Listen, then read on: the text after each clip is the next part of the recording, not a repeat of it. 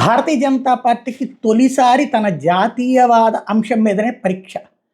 ఇదివరకు జాతీయవాదానికి patent right బీజేపీది అయ్యేది. ఎందుకంటే మిగతా వాళ్ళందరూ మైనార్టీ బుజ్జిగింపు చర్యలతో ఒకళ్ళనొకళ్ళు పోటీ పడి మరి తోసుకొచ్చి మాట్లాడుతుండేవాళ్ళు.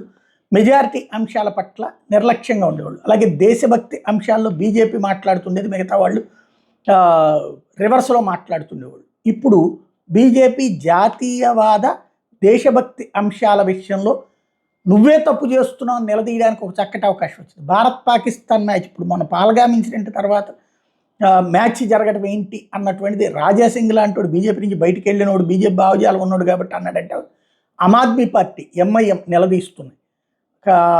ఇది పాకిస్తాన్ వాళ్ళకి సంబంధించినటువంటి ఫోటోల్ని తగలబెడుతున్నారు, ఉద్యమిస్తున్నారు. ఇది ఒకనాటి బీజేపీ, ఒకనాటి హిందుత్వవాదుల యొక్క లెక్క. ఎక్కడ తేడా వస్తుంది? ప్రభుత్వంలో ఉండి ఎందుకు చేయలేకపోయారు?